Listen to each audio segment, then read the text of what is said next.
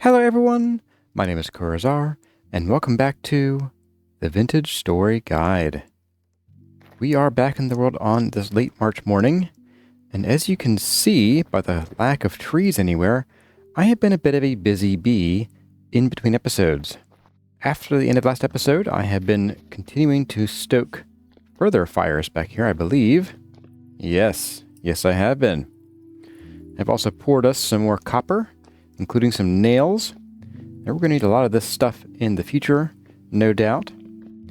And yes, so we have basically a nice clean slate before us. We have no real chores to do, aside from occasionally coming back and tending to our steel. Today, we're going to get into some mechanics I have been sleeping on until now. And that is, we're going to get into brewing. So we're going to need to put these barrels to use today. And for today's effort, I think we're going to be expanding the basement as well. I might do a larger expansion than just what we need because I think it might be fun to build a staircase, or at least a tunnel, out to our various translocators here so that we can just kind of run down through our house and not have to run across the surface to get to our translocators and get to interesting and faraway places. So, in addition to the translocators, I want to build rooms for two things. I want to build one room for, actually, cheese making. Because although this place is great for making cheddar cheese, as you can see right here, in the last season, we never actually made any blue cheese. And blue cheese isn't my favorite. From a mechanical perspective, it is actually quite inferior to cheddar cheese and doesn't really otherwise have any really redeeming qualities. I think it lasts a little longer in your inventory. But I mean, 8 years, really? And 1.6 years? And we didn't even wax these. If we waxed these, it would double their shelf life. The second thing involving barrels is that I want to get into some brewing. Brewing also requires room, and so we are going to be making those rooms today. And I think what we're going to do is I have a really big backlog of 20 questions. So I'm going to break in our steel pickaxe here. It still has 24-38 durability. And I'm going to bang out a tunnel out in that direction over there. And I will regale you with the tales of, well, my answers to your questions. Now, we're not going to get through everything today as far as questions go because I have 6 pages of answers for you all. So, as usual, if you don't hear your answer in today's episode and you've asked a question, well, it should be in the next segment. With that being said, I think we should get started because we have to dig these rooms out, dig these tunnels out, and then actually get to the brewing and possibly cheese making. Now, the first thing you need to do when you are trying to build an underground network like this is you really have to get a good handle on exactly where you're going. So we're going to hop over here and we are going to drop into our cave here, and we're going to mark down the coordinates that we need to get to. I think I want to come in probably, doesn't really matter, but I guess on this side of it. Now we need to come to, looks like, negative 755, 93, negative 201. The 755 is less important because we're going to get here eventually as long as we are digging in the right direction. But the 93 is important. That's the level that we're at here vertically. And then, of course, the negative 201 is the line of blocks that we need to be on, the z-axis, I guess. So we'll come down here to negative 201, and then we'll come straight across. And as long as we're at y93, when we do that, we will come out right here. So I'm going to come in here. I'm just going to put in the chat negative 755, which is not really needed, but we'll keep it anyway. 93 and negative 201. And the second one is going to be less of an ordeal than even the other one, because we have to come just out to here, not very far from the house at all, and we're going to come down in here. I don't know if we can make a nice straight staircase down. I might sort of come out a little farther and dig a staircase back, because if I stand in this corner here, I'll show you, we are only a few blocks from the edge of the house. Now our basement hall should be running pretty much about where you see the upstairs hall running. They are, I'm pretty sure, almost on top of each other. So to come out here, and then if I want to make a staircase down, I might kind of come out this way and then down. Now I'm going to, again, put the same coordinates in chat, but I think I'm going to maybe, because I'm going to come down kind of maybe between these two, and probably gussy up this at some point, a little bit at least. I think I want to come down like, I don't know, maybe not quite right here, maybe like over here somewhere, like back in there, so we sort of have like two paths, one to here and one to over there, and not end up having to be out here. So maybe we'll come to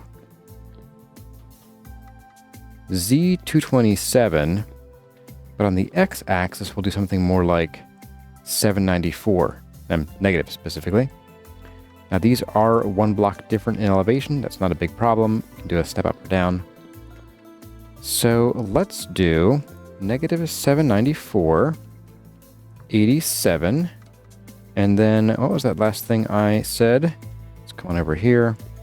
Negative 227. So let's go see if we can dig our way to these two locations. And I hope you enjoy the answers to your 20 questions along the way. Messybark asks, do you have a system for waypoint icon shapes and colors in the map? I do, actually. I have regular colors for traders along with little cart icon. Translocators always get the spiral, and I usually use red, meaning to take me farther away from home, and blue takes me closer to home. Resources from stone and ore get a pickaxe, with a color roughly corresponding to appropriately thematic colors for the resource. Orange for copper, red for iron, purple for bismuth, dark blue for lead, yellow for sulfur, etc. I do make some concessions that I'm using a color that's actually visible in many instances. I use the ladder and hole icon to indicate caves to explore, yellow are unexplored, red are dangerous, black are fully explored.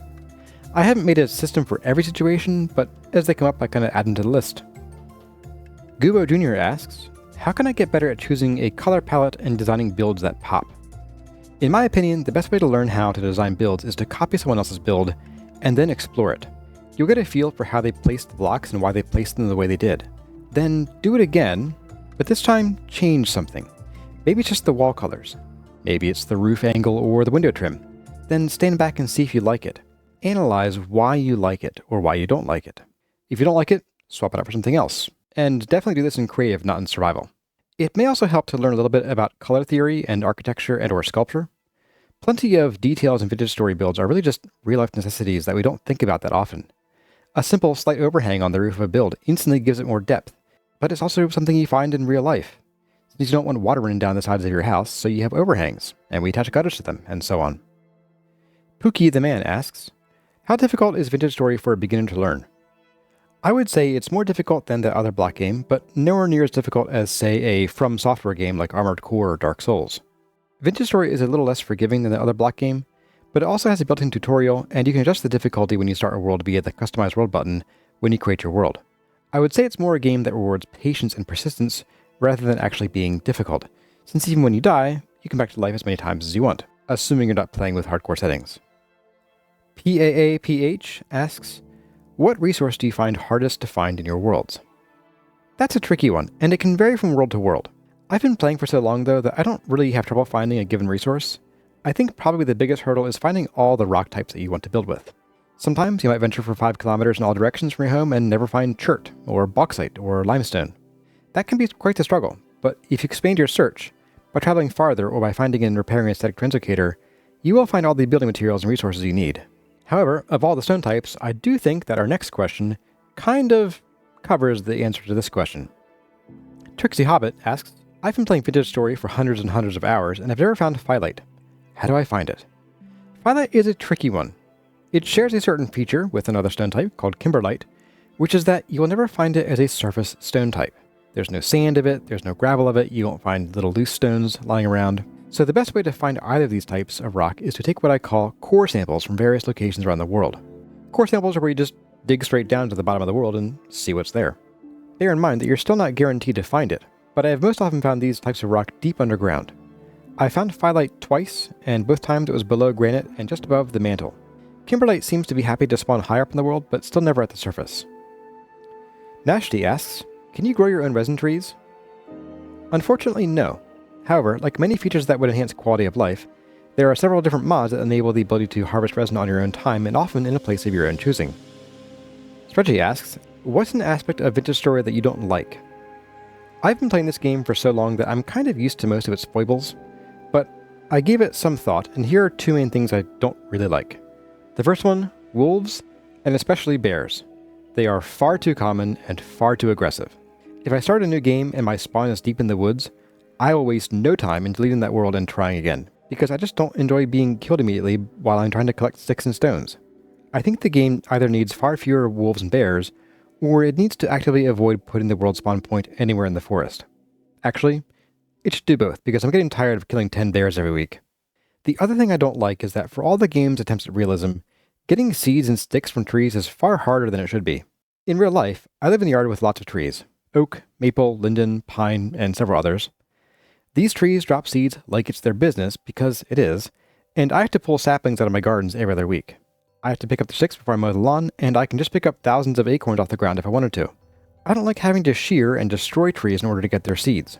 We should be able to pick up seeds from the trees themselves and from the ground around them without destroying the trees. And sticks should also be the same way. They should just generate around trees, or maybe fall from them on a regular basis. KD8LVT asks, when you talk about the processing times of pit kilns, charcoal, and so on, is the amount of time semi-random, or is it just a figure of speech? No, the burn time for everything in-game is actually pretty exact, but since I often forget to look at the clock when I'm lighting things, I often say about 12 hours or whatever duration fits the process. Different processes have different processing times, and that may even depend on what fuel is used, but most of them fall somewhere between 12 and 24 hours, with some notable exceptions. And most of those exceptions involve barrels, which will straight up tell you how much time is left when you look at them. Alright everyone, that concludes our 20 questions segment for the day. I hope you enjoyed my answers to your questions, and if you have any more to ask, please do so with the 20 questions hashtag. Including a question with the hashtag will ensure that I answer your question in a video, but do please keep it to one question per 20 question segment, and I will try to let you know if I receive multiple questions in case you forget. Before we get back to what's going on though, I should mention that by the time this video comes out, there will be a poll posted over on the community tab. My patrons voted on the first round of elimination to produce a list of games, one of which I will play next. Now it's up to you to tell me what to play. Head on over, drop your vote, and may the most interesting game win. If you want to get in on the action of the first round of voting next time, check out the Patreon page. Patrons of any tier can vote on what I'll play next, and you can bag additional goodies from the Seraph and Temporal Giga Wizard tiers. Okay, now that we have these new rooms and tunnels dug, and we will come back later and we will refinish these tunnels and make them a bit more presentable. But I for now just stoned these to keep creepy crawlies at bay. But for now, we're going to come in here, and this is going to be our brewing room. And I figure it could look nice to have some oak columns in the corners. These shouldn't spoil the room, because outside of them is stone on that side. And you will note that these are chiseled stones. Now normally you want to keep chiseled stone as far away from your cellar as possible. However, if you start with a full stone, like this was a full-size stone brick, a stone brick block, this side, as long as it has insulating face, then you can then have a cellar or a room depending on what material you use. So cellars must be stone or dirt. Rooms can be basically any solid block. But let's go ahead and get this in here.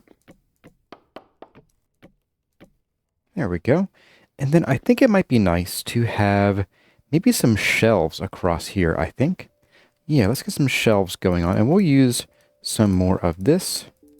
And we'll just put some shelving like along here, I think. Yeah, there we go. And for the rest of these, we're going to need some barrels. Let's do 1 and 2 and 3 and 4. Okay, so we are starting to get toward being able to do some pressing of fruit and making of things like wines and ciders and ales. Now, the next thing we need is we're going to need some fruit. We have some pink apples in here, but in order to turn that fruit into juice and then into cider, since they are apples, we will need a fruit press. And that's one reason why we have been working on this copper over here. Now we just need one piece of copper, so put the rest of these away. By one piece, I mean one copper ingot. And to make a fruit press, we need 3 stacks of planks in each of these slots here. We need a chisel, a hammer, a ingot of basically any metal that's a tool metal, and then a lump of fat and 2 pieces of resin. And yes, we are down now to 2 pieces of resin left in our chest, but we have our very first fruit press. Now I'm thinking this fruit press should go right about here, and then in order to actually catch the juice, we need a bucket. Let's grab one of the 5 buckets we have out here. There we go. And we can just place that bucket right under here with right click, and it'll sit there. Now if you don't put the bucket under, you can still press your fruit, but you'll get nothing because it'll go all over the floor. So don't do it, yeah? Now we're going to take a half a stack of pink apples, and I think half a stack is all that you can fit in here. There we go.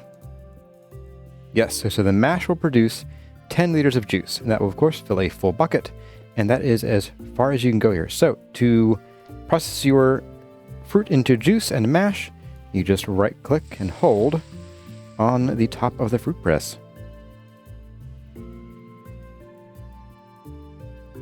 And then you leave it. And once this is done dripping, we should have 10 liters of juice. Hey, look at that. We have 10 liters of apple juice. As you can see, it has 2,000 satiation, so about 200 per drink. And it is fresh for 7 days. Now we can, of course, put it in here, where it'll be fresh for 55 days, which is great. And because this is apple juice, we can turn this into cider. If we right-click with an empty hand, you'll see that if we seal it, it will turn into 10 liters of apple cider after 7 days of sealing. Let's go ahead and seal that, and we'll come back in 7 days. Now, there are some other methods of fermentation. So, tree fruit, like apples and pears, will turn into cider. Now, there are some others. I think oranges turn into a kind of wine, and I'm not sure about pomegranate or breadfruit or lychees. But most of these turn into cider. A few turn into wine. Berries, like blackcurrants and blueberries and cranberries, will turn into wine. Functionally, there is very little difference. They both do the exact same thing. They both turn into pretty much the same thing. Cider and wine functionally are just the same. Now, cider and wine are not the only possible types of alcohol. We can also make ale. And for that, we're going to take 50 rye grain, and we're going to chuck it into our quern that I have conveniently placed here on this very permanent load-bearing dirt. And let's hook it up.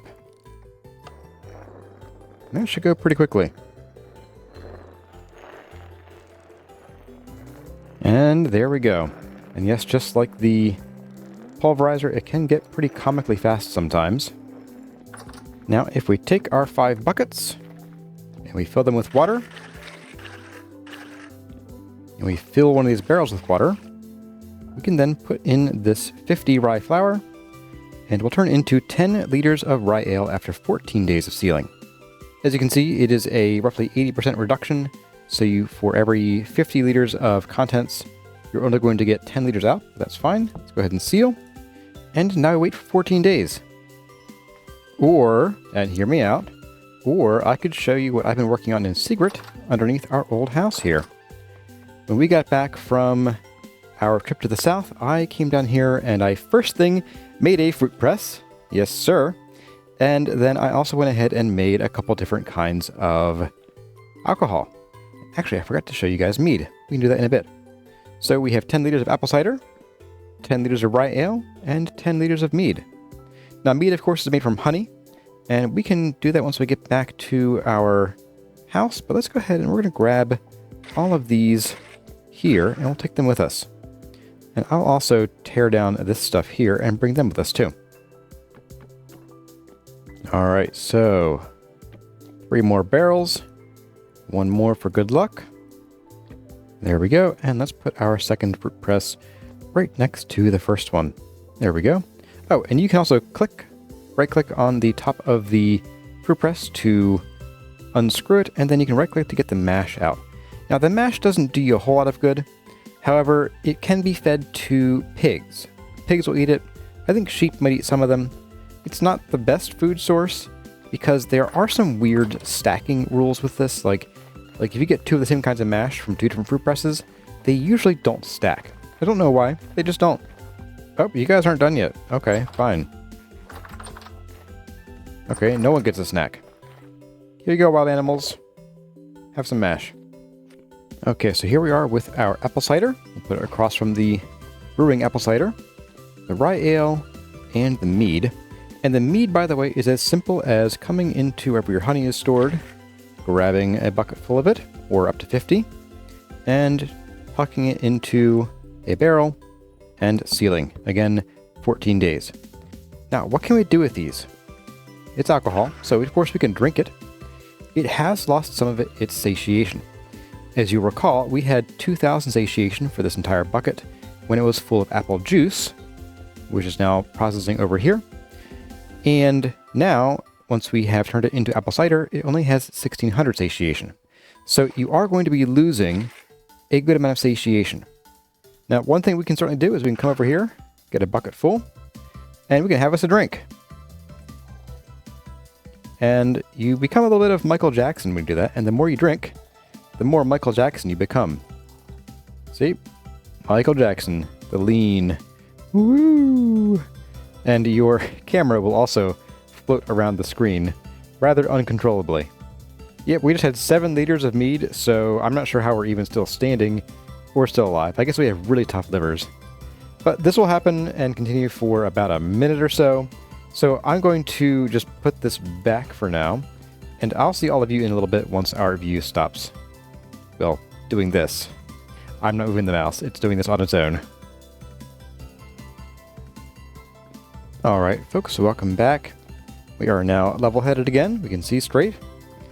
So that is the effect of drinking alcohol. It does of course give you some satiation, as you saw our bar was fuller earlier. It's empty now since I was off culling our chickens and some of our sheep.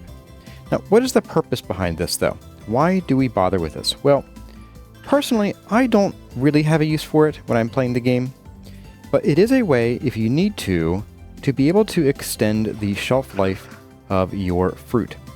As you can see, it is fresh in here for 13.5 days. If we put it in the barrel, it is 45.9, and I'm not sure we're even really in a cellar for real here. Nope, we are, okay. Now this isn't a huge extension, but if your apples are getting down to single-digit days, you can squeeze them, get the juice. The juice will last, I believe, a full 7 days, as long as they are freshly pressed. And then you can seal them up, and you can preserve them for even longer, and extend the life of your apples. Now, the reason I don't find that to be terribly useful is that apple trees are really, really prolific and proliferous, so by the time spring comes around, once these trees start bearing us fruit this year, we're probably going to have enough fruit to last us the entire year, and because this is all tree fruit, it will stay in the cellar for well over a year. So we'll probably be able to eat this fruit after the next harvest, so I don't really see a huge need to preserve that much fruit satiation.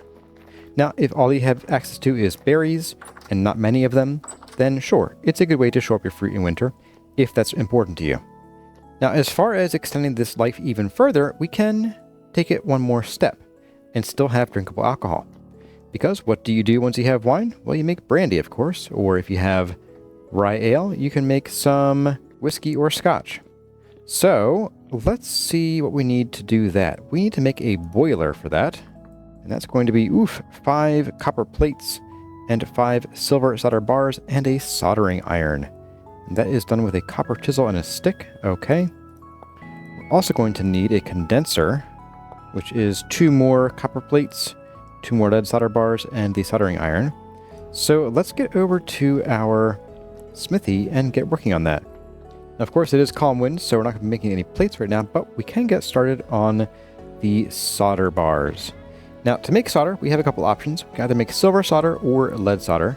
It doesn't matter which, but you'll need roughly a 50-50 ratio of tin and either lead or silver. And since lead is more plentiful than silver, I like to go lead. Now, you are going to need a total of 7 solder bars for this, and each ingot of solder makes 5 solder bars, so we need to make 2 ingots of solder. Let's go ahead and we'll smelt these down. We can just use wood or something for this, but I don't think I have any, do I? Ah, here we go. We have some peat. Sure. And let's go ahead and heat that up. Don't forget our tongs, like we always do. And since it's been a long day already, time for a meal break. And there we go. It's starting to smelt already. And I just broke down the ingots that we got from the resonance archive to make this. Now, in order for us to make the soldering iron, we need 1 copper ingot, which we can turn into a chisel. You know, it'd be a real shame if someone came along and labeled these for me.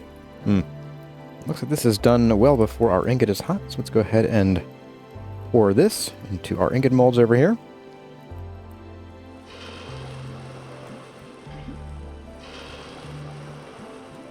Very nice. And we've currently made all the solder that we ever really need in the vanilla game. So there is that, and how are you doing? Not yet. There we go. Let's go ahead and make our chisel.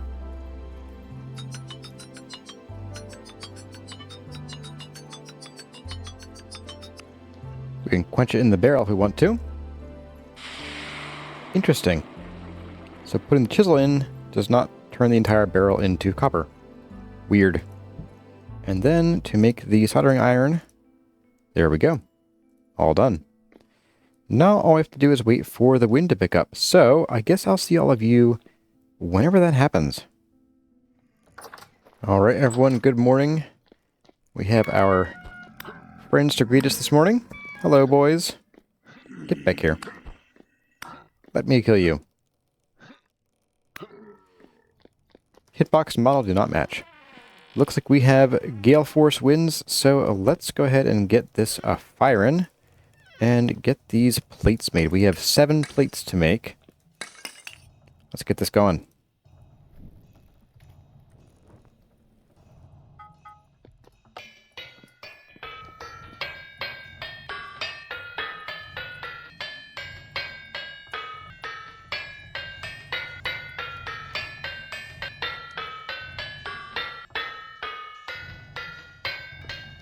Okay, that should be 7 plates. Yep, there we go. Let's go ahead and quench these guys too. And now we can work with them safely without any need for tongs. Let's grab our solder. And let's get back down into our distillery area. And then let's go ahead and we need to make these solder ingots into bars. And that is done by putting them in your inventory with a saw. And from each ingot, you'll get 5 solder bars. And we're done with that forever, basically. And next, we just need to put these together to make the condenser. So we need 2, and our soldering iron, and 2 plates. We have our condenser. And then we need the boiler. And that is done by doing a plate up here, 2 plates down here, and then 5 solder bars right here. As you can see, we have used 4 durability from our soldering iron, and that is all we'll ever really need to use, unless we're going to make a lot more boilers, and spoiler, I don't really intend to. Now, the boilers and condensers are a little funny. We're going to put our boiler there, and I guess we'll put our condenser right here. Oh, nope, nope. Not like that. Okay. Whew, there we go. Very finicky. Oh, and you really can't go there either, can you? Oh, no, we can. I guess we can. Yep, bucket goes there, partly inside the neighboring block, but that's okay. And now we need to go and get some grass and some firewood, because we have to craft a little fire pit below the boiler. Oh, we are 100% out of grass there. Okay. Right, because I have it all over here for pit kilns. Okay, so we right-click, don't crouch, otherwise you'll place the block right here. And then 1, 2, 3, and 4. Now, it has fuel for 8 hours, and that is how long it will take to process a full boiler. Now, a boiler, I think, holds a good deal more than 10 liters. I'm pretty sure you can fit 20 or 30 in, although we can't experiment right now because I don't have enough of any one kind of alcohol. But let's go ahead and let's take our apple cider, and let's put that in the boiler. And then in order for the condenser to work, we need to fill that with some water. So let's go ahead and let's grab a bucket of water. And let's just put that right in here. Now, the condenser will slowly work its way through the water, and eventually you will have to refill it. But it can work for quite a number of operations before it actually needs a refill. And then all we do is we can come in here and we can light this fire. And once it gets up to 100 degrees Celsius, it will start distilling alcohol. And we'll actually be able to see it dripping out slowly out of the spigot here and straight into our bucket if we are patient and give it a moment. Hey, there we go. We have our distilled alcohol full of apple brandy coming out. As you can see, the condenser is steaming. We are very slowly boiling off the water, or at least evaporating it. So yep, we are at 100 C, and this will actually go pretty quickly. This will not take all 8 hours. I think this can hold 30 liters, but I'm not positive. And while that is working, let's go ahead and we'll come in here and place some doors down. There we go. We can see inside there. Perfect. As well as here too. Now we should talk about what we're going to do with this room, because this is a small room that I said is going to be used for cheese making. Now we don't need a special room for cheddar cheese. We can make that right over here. And that is not what this room is for. Now this room is going to be for making blue cheese, because again, we did not do that last season. So we're going to do it this season. Now blue cheese is a bit special. You do still need a nice, quiet, cool place for the cheese to age. A cellar. However, unlike the cheddar cheese, blue cheese requires unfettered access to the open air. Now that can be a problem, especially if you are directly under one of your other rooms, because we can't dig straight up and get some sunlight and some air, and also because although it needs access to air, it must not have access to sunlight. Because sunlight will spoil the cheese making process, because all the bacteria and mold that need to grow here can't when there's sunlight. So we need to get our pickaxes out, and we're going to dig a kind of long hole. Let's go maybe, I don't know, 12 blocks, maybe 14. So we're going to go 1, 2, 3, 14 right here should do. And we're going to dig straight up into whatever's up here. I guess we'll find out what that is.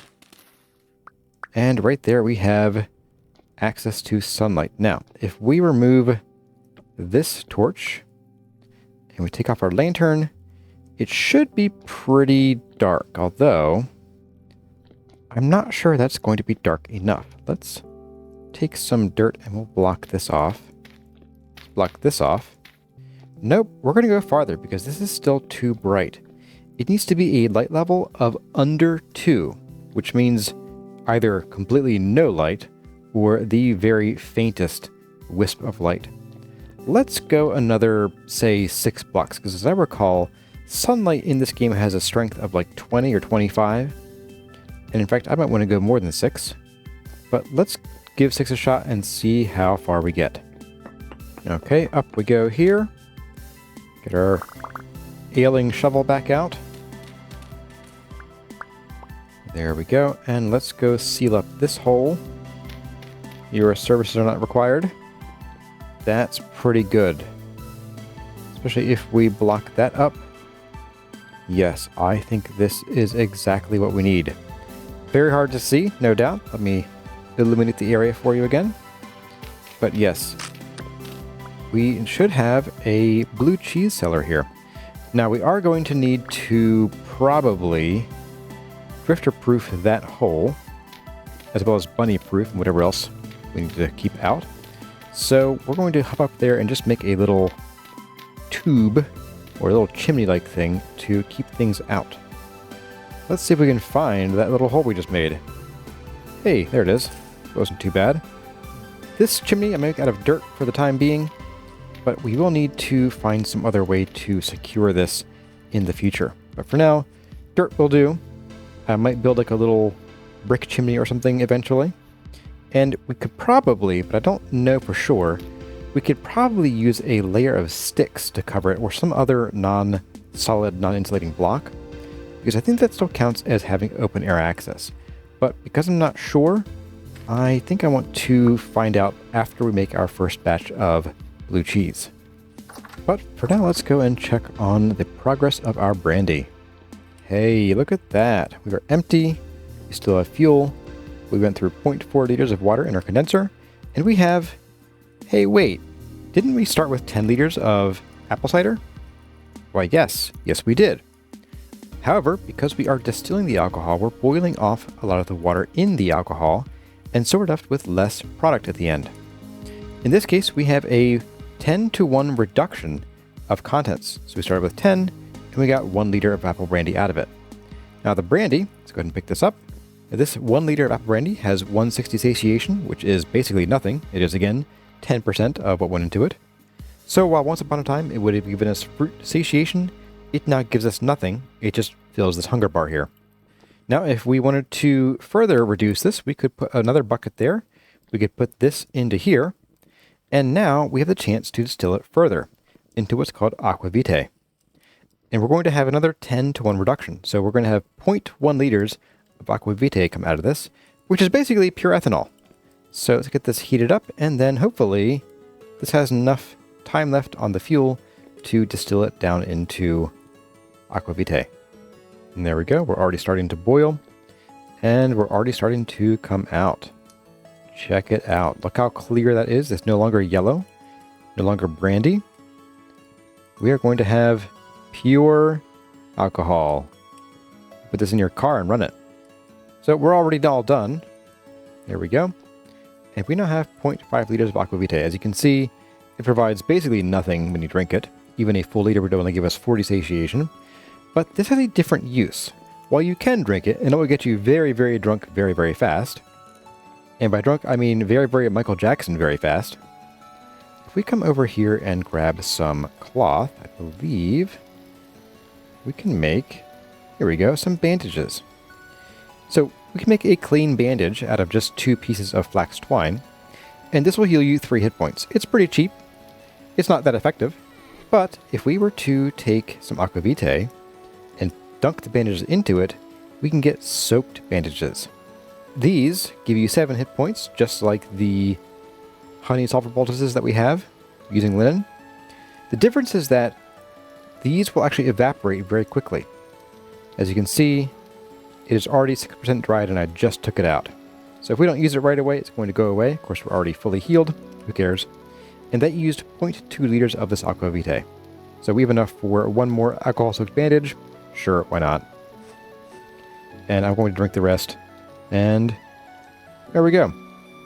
As you can see, we had 0.1 liter, and we are already a rockin' and a rollin' and Michael Jacksoning all over the place.